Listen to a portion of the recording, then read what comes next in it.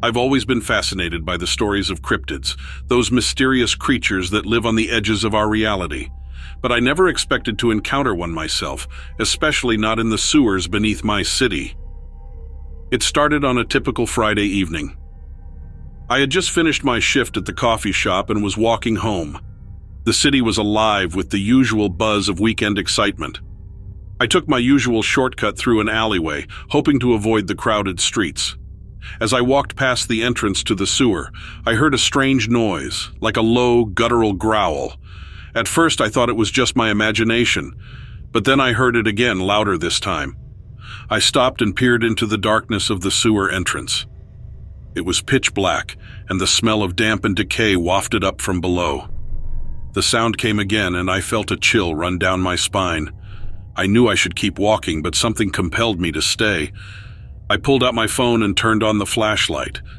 The beam of light cut through the darkness, revealing the grimy, wet walls of the sewer tunnel. I took a deep breath and stepped inside. The sound of my footsteps echoed off the walls, and the air grew colder the deeper I went. The growling noise continued, now mixed with a strange sloshing sound. I followed it, my heart pounding in my chest. After a few minutes, I reached a large chamber where several tunnels converged. The water level was higher here, and the air was thick with the smell of rot. I scanned the room with my flashlight and froze. In the far corner, partially submerged in the water, was a creature unlike anything I had ever seen. It was about the size of a large dog, with mottled, scaly skin that glistened in the light. Its eyes were large and reflective, like a cat's, and its mouth was full of sharp, jagged teeth. It stared at me with an intensity that made my blood run cold. For a moment, we just stood there staring at each other. I was too terrified to move. Then, slowly, the creature began to move towards me. It moved with a strange, jerky motion, as if it wasn't used to walking on land. I took a step back and the creature stopped, tilting its head to the side as if curious. I swallowed hard and took another step back. The creature followed, its eyes never leaving mine. I turned and started to run, my footsteps splashing in the water. I could hear the creature behind me, its growls growing louder and more aggressive. I pushed myself to run faster, not daring to look back. I burst out of the sewer entrance and into the alleyway, gasping for breath. The sounds of the city rushed back to me, and I felt a wave of relief wash over me. I looked back at the sewer entrance, half expecting the creature to come crawling out after me. But there was nothing there, just the dark, silent tunnel. I ran the rest of the way home, not stopping until I was safely inside my apartment. I locked the door and leaned against it, my heart still racing. What had I just seen? I had heard stories of sewer creatures before, but I had always dismissed them as urban legends. But now I wasn't so sure. Over the next few days, I couldn't stop thinking about the creature.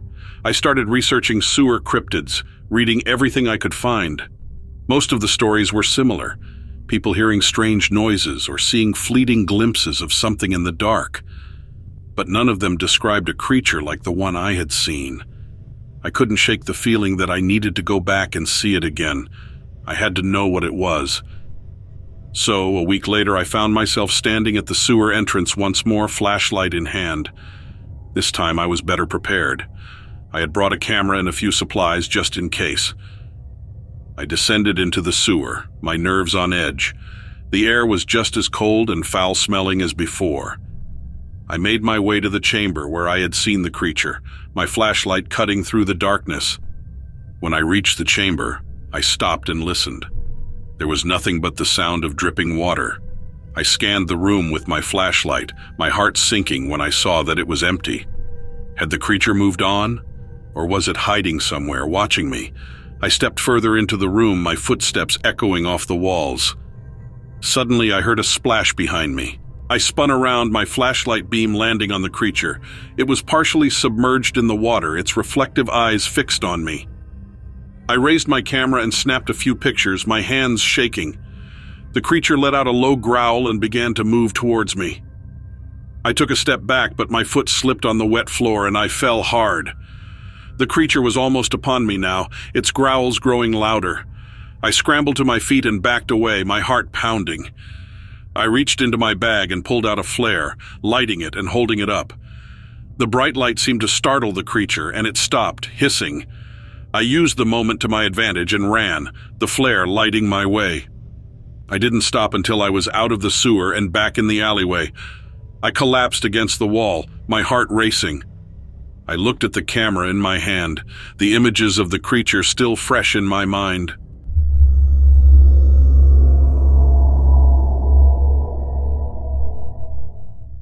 It was early in the morning, just before sunrise.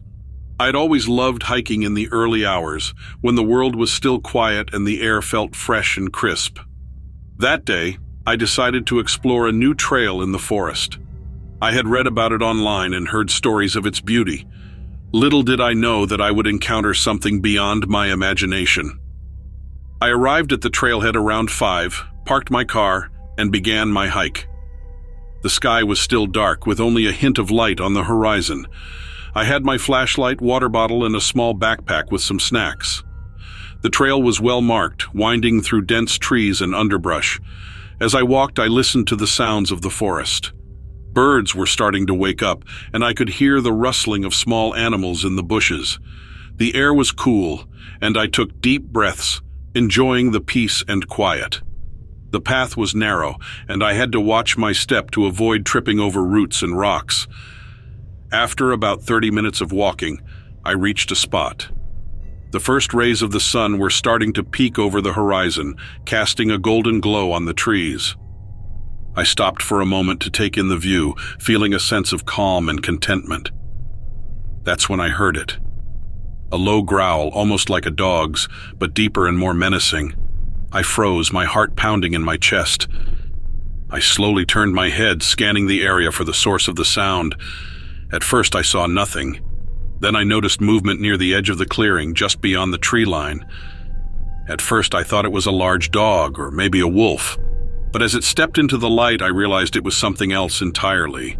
The creature stood on 2 legs, like a human, but its body was covered in thick, dark fur. It had the head of a dog with sharp, pointed ears and glowing yellow eyes. Its mouth was slightly open, revealing long, sharp teeth. I couldn't believe what I was seeing.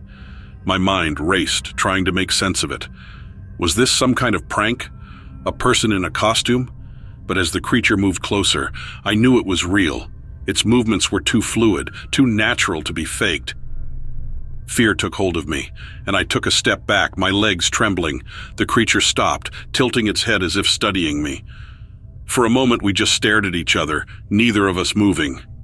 Then slowly it began to growl again, a deep, rumbling sound that made my blood run cold. I knew I had to do something. I couldn't just stand there waiting to see what it would do next. Summoning all my courage, I took a deep breath and shouted, "Go away!" My voice echoed through the clearing, sounding weak and shaky. To my surprise, the creature hesitated. It took a step back, its growl fading. I took another step back, my eyes never leaving its face. It seemed to be unsure, almost as if it was deciding whether to attack or retreat. Suddenly, there was a loud noise behind me, a snapping branch. I whipped around, my flashlight beam swinging wildly. When I turned back, the creature was gone.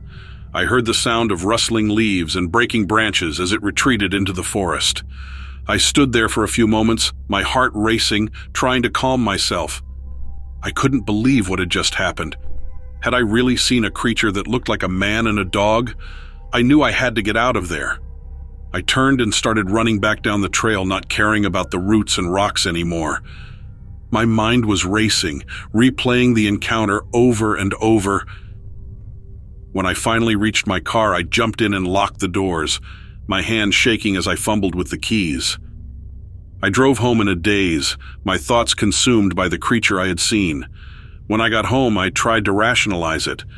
Maybe it was just a very large dog, or my mind playing tricks on me in the early morning light. But deep down, I knew what I had seen was real. In the days that followed, I did some research online, trying to find any information about creatures like the one I had encountered. I came across stories and legends about the Dogman, a creature said to inhabit the forests of North America. According to the tales, it was a half-man, half-dog beast, often seen at dawn or dusk. The more I read, the more convinced I became that what I had seen was the dog man. I found accounts from other hikers who had encountered similar creatures, describing them in the same way I had seen: tall, covered in fur, with the head of a dog and glowing eyes. I knew some people would think I was crazy if I told them what I had seen, so I kept it to myself. But I couldn't shake the feeling of unease. Every time I thought about going hiking again, I felt a knot of fear in my stomach. The forest, once a place of peace and solitude for me, now felt dangerous and unknown. Months passed and I slowly started to come to terms with what had happened. I still loved hiking, but I was more cautious now. I always told someone where I was going and carried a whistle and pepper spray just in case. One morning I decided to go back to the same trail where I had encountered the dog man. I needed to face my fear, to see if I could reclaim the peace I had once felt in the forest. As I walked the familiar path, I felt a sense of dread, but also determination. Nothing happened. There was no growl, no movement in the trees, just the peaceful sounds of nature waking up. I felt a sense of relief, mixed with a strange sadness. I knew the creature was still out there somewhere, but I also knew I couldn't let fear control me.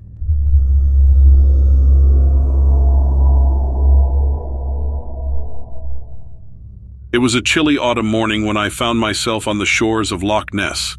The mist hung low over the water, a thick veil that seemed to promise secrets and mystery. I had always been skeptical about the existence of the Loch Ness monster, or Nessie, as she was affectionately known. Stories of her had circulated for generations, but I had always dismissed them as mere folklore. However, that morning, my skepticism was about to be challenged. I was there on a brief holiday, seeking solitude and a break from the relentless pace of city life. The highlands offered the perfect escape with their rugged beauty and serene landscapes. I had rented a small cottage in the village of Drumnadroshit, right by the loch. The locals were friendly, though they often exchanged knowing glances when the topic of Nessie came up. They had a quiet confidence about them, a belief rooted not in fantasy, but in personal experience. I had risen early that day just before dawn, hoping to capture some photographs of the loch bathed in the first light of morning.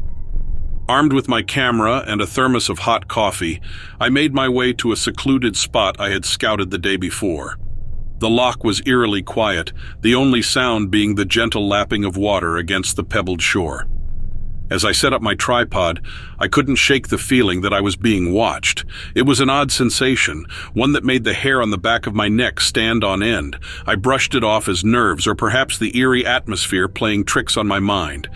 With the camera ready, I waited patiently for the sun to rise. The minutes ticked by, each one slower than the last.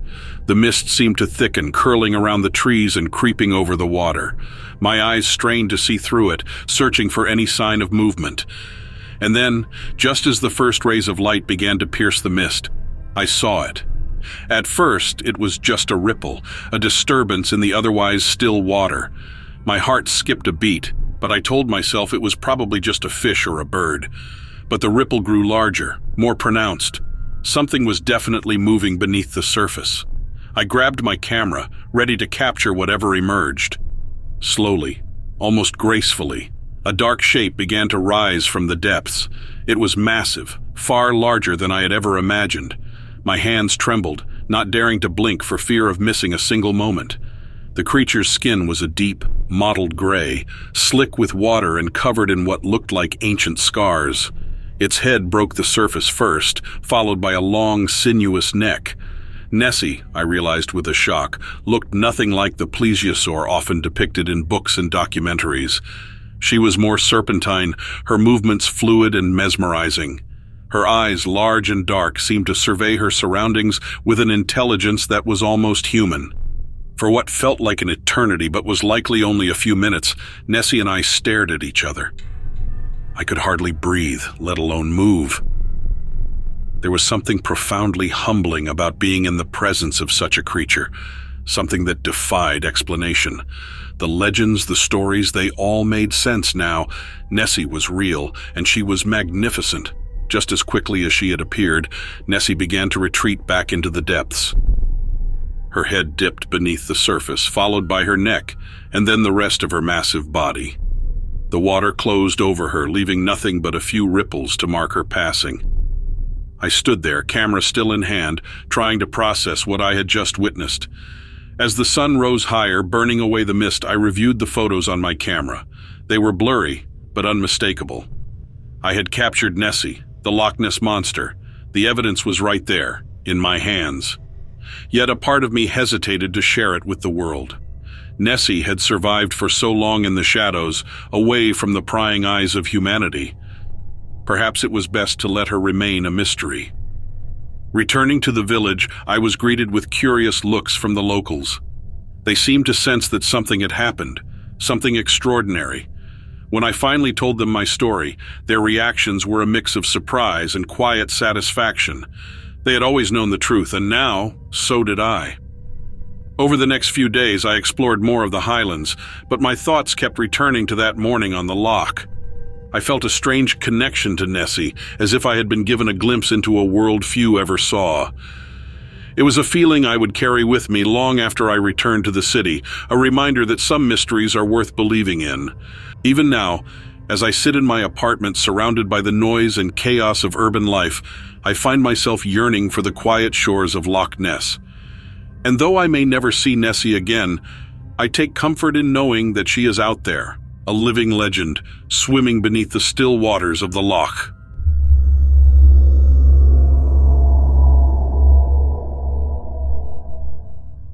Being a park ranger in the thick woods of the Pacific Northwest had always been my dream. The towering trees, the fresh air, and the chance to protect nature made it the perfect job. But nothing could have prepared me for what happened one cool autumn evening. My name is Jake, and I've been a park ranger for 5 years. I know every trail, every tree, and every sound in these woods. Or at least I thought I did. One Friday evening, as the sun began to set, I was out on my usual patrol. The forest was quiet, except for the occasional rustle of leaves and the chirping of birds settling down for the night. I was about to head back to the ranger station when I heard a strange noise. It was a deep, low growl, unlike anything I'd ever heard before. I stopped and listened, my heart pounding in my chest. I thought maybe it was a bear, so I moved carefully, making sure not to startle it. But as I got closer, the sound became clearer. It wasn't a bear. It was something else. I followed the noise, my flashlight cutting through the growing darkness. The growl turned into a sort of chuffing sound, like something big was breathing heavily. Then I saw it. Standing at the edge of a small clearing was a massive, hairy figure. It was taller than any human, easily 8 feet tall, covered in dark brown fur.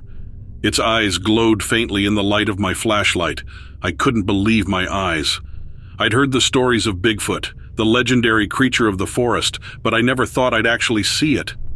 My mind raced with fear and excitement. I stood frozen, staring at the creature, and it stared back at me. I slowly raised my hands to show I meant no harm.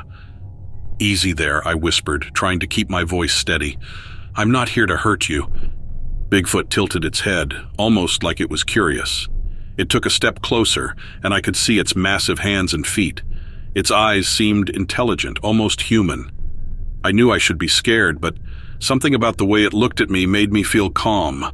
For what felt like hours, but was probably only a few minutes, we just stood there staring at each other. I took a deep breath and tried to remember everything I'd ever learned about wildlife encounters. The most important thing was to stay calm and not make any sudden moves.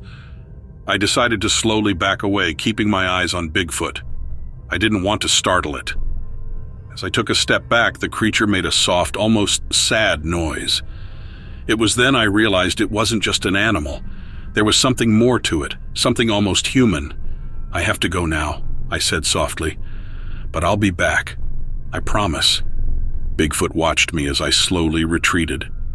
When I was a safe distance away, I turned and made my way back to the ranger station, my mind racing with what I had just seen. I knew I had to tell someone, but who would believe me? I reached the station and sat down at my desk, my hands shaking. I decided to write everything down while it was still fresh in my mind.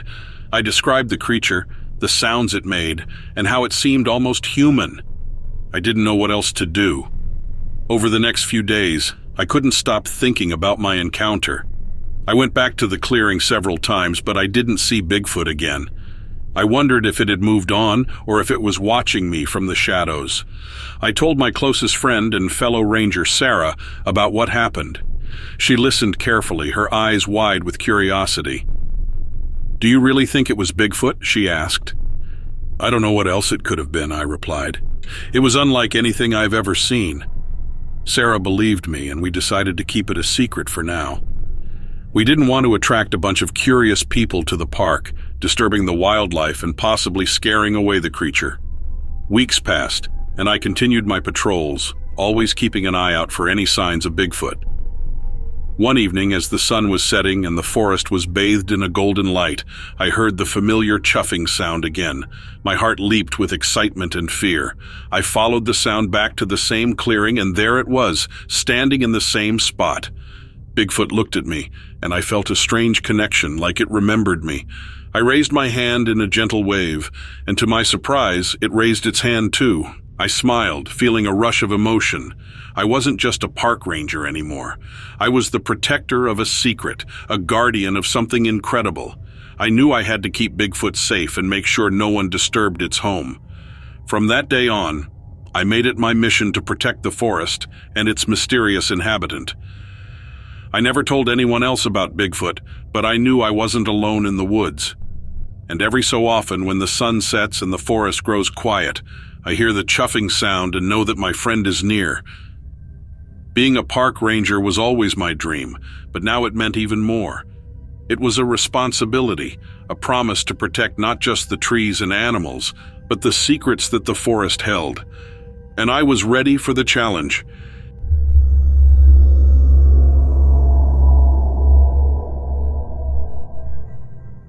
I had always wanted to visit Japan. Its culture, history, and beauty fascinated me, so when I found an affordable Airbnb in a quiet neighborhood of Kyoto, I booked it without hesitation. The listing mentioned it was an old, traditional house, adding to its charm.